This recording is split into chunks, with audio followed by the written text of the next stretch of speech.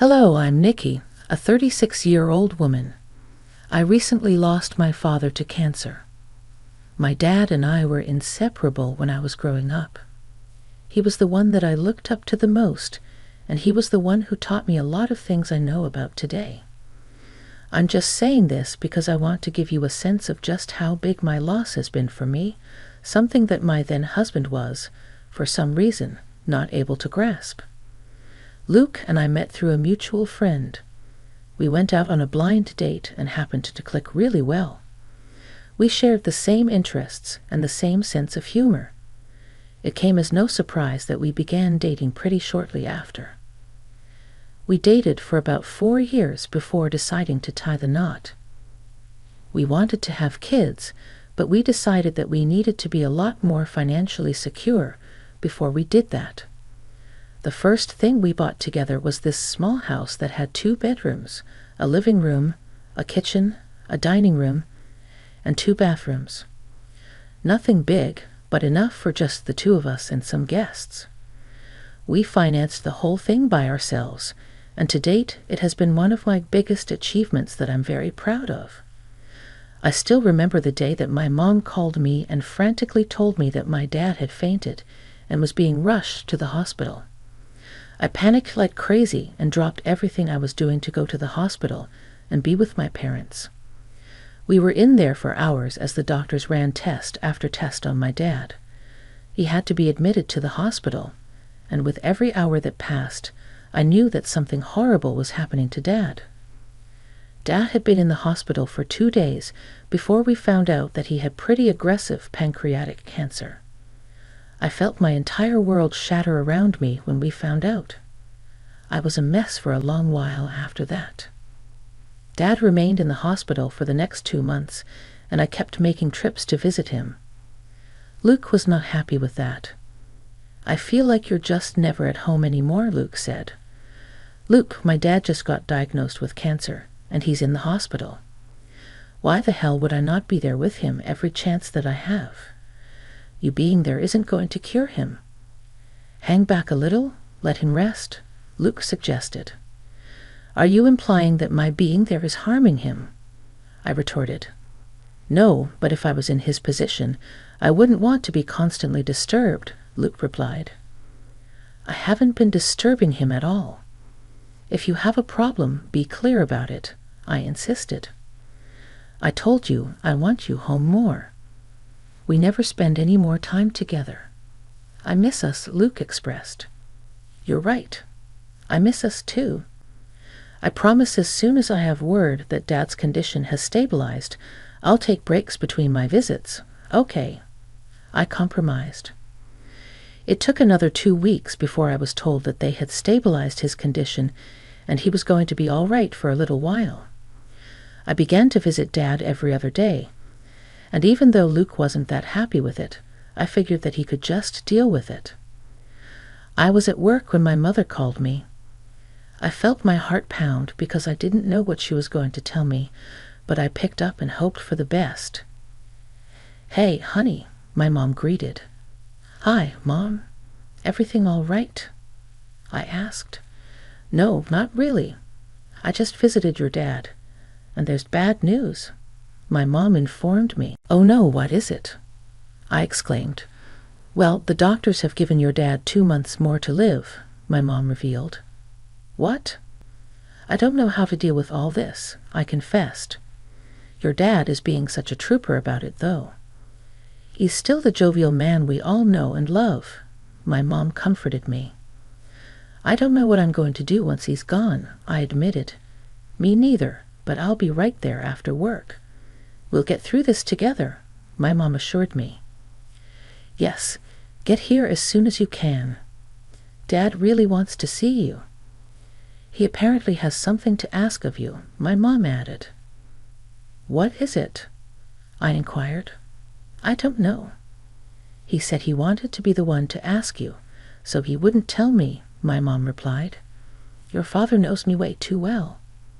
"Oh, okay. I'll be there in a couple of hours. Take care, Mom." "Tell Dad I love him," I said tearfully. I was too in shock to even sound like I was grieving. I had felt my stomach drop when my mom told me that Dad only had 2 months to live. My mind had blanked. All I wanted to do was rush over and be with my parents. I don't know how I got through the rest of the work. My boss happened to see that I was anxious and not able to concentrate. She asked me if everything was okay, and I explained my situation to her. She asked me to leave about 2 hours earlier, and I was so grateful for her. I was immediately rushed to the hospital. As I got closer to the hospital, I felt my heart race and tears spring into my eyes. Going there only made my dad dying feel more real. I had spent the entire rest of the day after my mom called in a haze, but getting to the hospital kind of shocked me awake to my new reality. When I parked in the lot, I just sat in the car for a little while and cried. I knew my dad well enough to know that he would hate to see me cry. I knew I wouldn't have been able to control myself to see him, so I got it out of my system first. I made my way over to the hospital and down the familiar hallways to my dad's room. When I got there, my mom gave me the biggest hug. We held each other for a little while before I walked into Dad's room. He looked like he had for the past month, sickly and very, very thin. But the second I walked in, his eyes lit up in the same way they always had whenever I visited him. "Hey, Bun, long time no see, Dad," I greeted. I was literally here 2 days ago, a whole 48 hours since I saw my lovely daughter, Dad, I joked. Okay, how are you doing, Bun?" he asked. "Not too well. I mean, you're in a worse position, so I can't say that, can I?" I replied. "Ah, your mom told you about what the doctor says, didn't she?" he inquired. "Obviously. Why wouldn't she?" I sighed. "I wanted to be the one who told you. Why would you want to be the one to tell me that you're not going to be here in 2 months?" I questioned. "I don't know. Anyways, did she tell you anything else?" he asked. "Well, she did tell me that you had something to ask of me, but she didn't tell me what it was," I responded. "I knew I made the right decision not to tell her," Dad said. "Ask me. What is it?" I prompted. "Well, since I have such little time, I was thinking that it would be nice if I spent my last few days with you. Do you think I could move into your place and your mom and I will stay with you?" Dad requested. "Oh, Dad, that sounds lovely. I would love to have you over, although I can't make a decision by myself. I have to ask Luke about it," I explained. Yes, of course," Dad agreed. I felt tears well in my eyes at the fact that my dad thought about spending time with me when he learned that he was going to die. But I didn't cry in front of him. Instead, I spent the next few hours laughing and talking with Mom and Dad. When I walked out of the hospital, I felt simultaneously heartbroken and elated. It was a confusing mixture of feelings, and I didn't exactly know how to deal with that.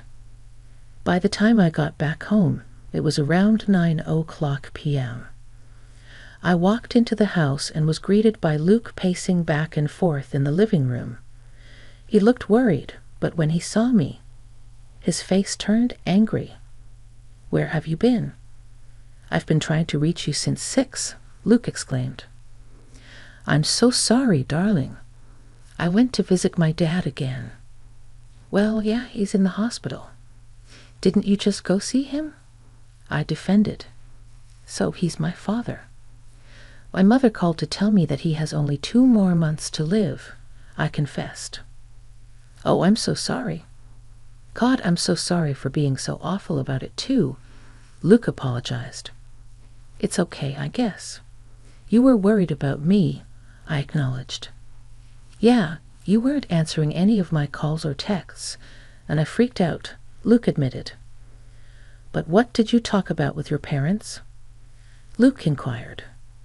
"So, Dad had a request, but I couldn't say yes without checking in with you," I explained. "Oh, what is it?" Luke asked. "Well, Dad asked if he could spend his remaining days with us. As in, he wants to move in with us, I revealed. Absolutely not. What? Why? Your dad is filthy rich, and he has more than enough space in his own house to stay. Why does he want to come live in our already small home and cram it up some more with all his machines? Luke exploded. What is wrong with you? The man is dying. It's his last wish, I argued. Nonsense. If he lived here, I'm more than sure that he'd have plenty more final wishes that we'd have to break our backs to fulfill, Luke retorted. Are you actually being serious right now? I asked incredulously. Look, if he wanted to stay here, he should have contributed something towards our house payments. But from what I see, he chose to sit in his huge mansion and turn a blind eye to us, Luke accused. I was so angry that I didn't even know what to say. I calmly picked up my things and drove to my parents' house. I couldn't believe the nonsense that Luke was spewing. Was that how he had always felt? Was that why he wasn't so empathetic about Dad's worsening health? Whatever it was nonsense. Luke knew firsthand how I had made it a point to never rely on my dad for any financial help once I graduated college. I had wanted to make it in the big world all by myself. I wanted to learn and grow. I didn't want Daddy's money to make my life easier. That was something I and even my parents were very proud of. Luke knew about all of that, but he still held resentment against my father, which was actually very stupid of him to do. If there was anyone he should be resentful of, it was me. My head was a mess after all the events of the day, so I just entered the house with my spare key and fell asleep on the couch. The next day, I made it to work and somehow got through it before rushing to the hospital. I was in the same clothes as the previous day, and I knew I looked like a downright mess. My parents obviously caught on to the fact that something was really wrong. I didn't let them ask me a thing until I found out about everything about how my dad was feeling and doing. Eventually, when the conversation came to a lull, I knew that it would be inevitable that they would ask me, "Why do you look so disheveled? So, are we going to talk about why you've shown up looking like you just got tossed in a tornado?" Dad asked. "What? I'm allowed to say that I'm dying, Dad, please?" I responded. Okay, but do tell us what happened to you." "Yeah, I also got a notification through our security systems that someone entered our house, and I checked the footage and saw you passed out on our couch." "What happened?" Dad inquired. "Oh, nothing big, really." "Nikki, tell us," Mom urged. "It's nothing, really. Luke and I just ended up having a little fight," I explained. "Is that about what I asked you yesterday?" Dad questioned. "Don't worry about it, Dad. I'll make sure you come and stay with me. If this is going to cause some problems in your marriage, I don't want that," I assured him. "Okay, Dad, you're not going to be here for long. If my husband can't empathize with that, maybe the marriage isn't worth it. I'll talk to Luke about it again, and if he doesn't agree, we'll just move you back home, and I'll live with you guys." "That sounds like a better plan," I suggested. "Great, now we can move on to talking about other things," Dad said. I spent another hour with them before leaving. I had made up my mind at that point. I was going to talk to Luke only one last time, and if he didn't agree, then I would leave. Not only would I leave the home, but I would leave him. I was being sincere when I said that my marriage would be worthless if my husband couldn't even empathize with me over something that had already been traumatic. My dad hadn't even died, but I was already going through the works of depression and anxiety. When I got back home, Luke hadn't gotten back from work. I decided to use the time I had alone to freshen up and prepare myself to confront him. I couldn't help but feel a little crappy that since I stormed out, Luke never made an attempt to contact me. He was so panicky about my location right before I had arrived home the previous day, but when I actually stormed off, he didn't care to check up on me. I decided to finally let the thoughts go and instead focus on what I was going to say to him. Of course, I would grumble a little, but if he was still adamant about it, I knew what I had to do. My best friend was a divorce attorney, so it wouldn't even be that hard. It sucked that I had to even be thinking of divorce, but that was what my relationship had come to. It took about another 2 hours for Luke to get back home. In those 2 hours, I decided to also be the bigger person and check on him. I called and texted him multiple times, but I never got a response. Just as my panic reached its height, he walked in through the door. He didn't pay me any mind and went straight to shower. I decided to wait for him in bed so we could have a proper conversation. When he got out of the shower, he grabbed a couple of his things and tried to make his way out of the bedroom, but I stopped him. "Hey, can we talk?" I asked. "What is it? Are you going to storm off again?" "Because if you are, I don't want to talk. You know that," Luke responded. "What you said was really hurtful, right?" "Storming off was my way of making sure I didn't say something worse to you," I explained. "Whatever. What do you want to talk about?" Luke sighed. "I just wanted to talk to you again about my dad staying with us. I gave you my answer already. I'm not changing my stance on this," Luke stated firmly. "Why are you so against my dad?" "I'm not against him in any way. I feel bad that he's going to die, but come on, Nikki, you see the space that we have." "We're so cramped as it is," Luke argued. "We're absolutely not cramped. We have another bedroom. My parents could stay there," I countered. "You know that we are converting that bedroom into an office for me. We can delay it for just another 2 months," Luke proposed. "See, it's things like this that tell me that you have something against my dad. Is it because he hasn't helped us out financially?" I questioned. "I clearly told you last time that I didn't like that, didn't I?" Luke retorted. "Yes, but you also know that I was the one who insisted that he not help me in any way," I reminded him. "Sure, but did you ever think about me? If your dad helped us out, I wouldn't have to break my back working so hard," Luke argued. "Don't act like you're the only one who's working so hard. You don't see me complaining," I shot back.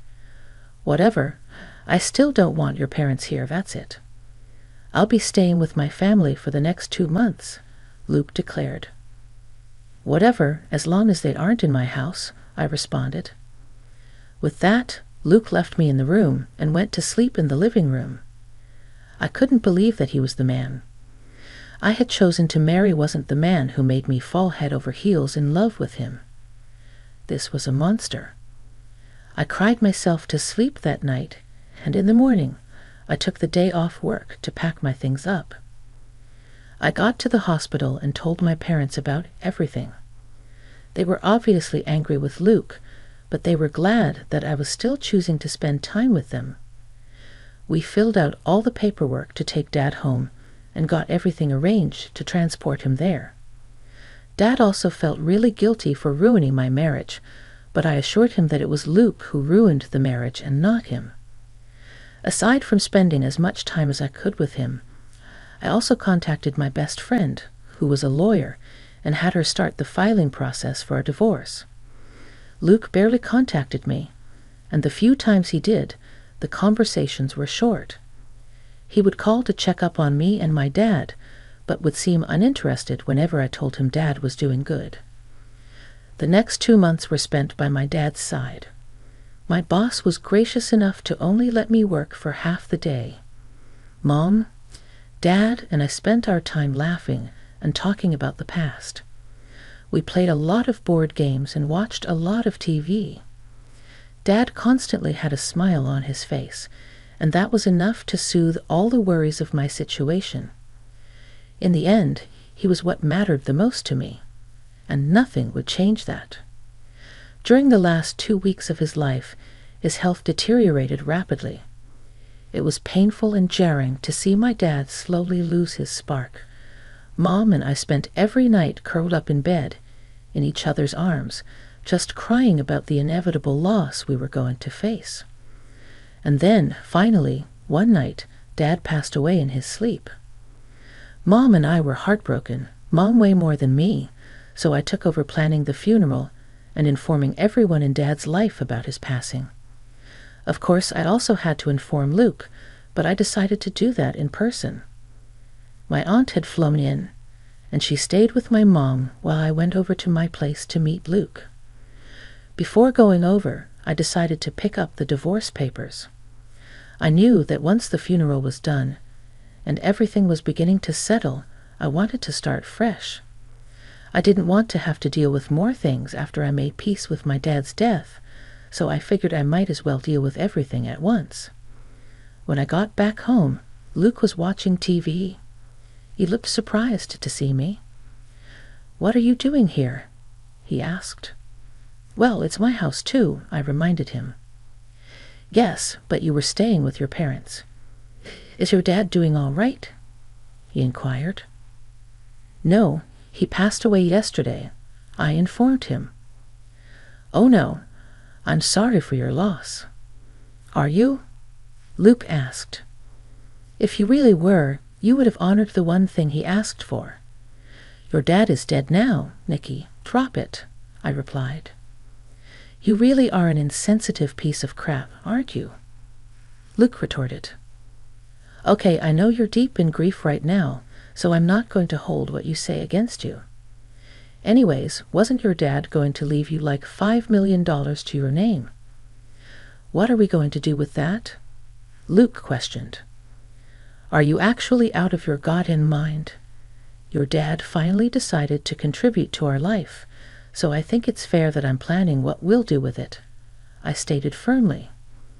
"Oh, I'm definitely doing something with it. I'm divorcing you," I declared. "What? Come on, Nikki, you can't divorce me, right as my life is getting good," Luke pleaded. "You're a jerk. Sign it fast." "I want to be done with you as quickly as I can," I insisted.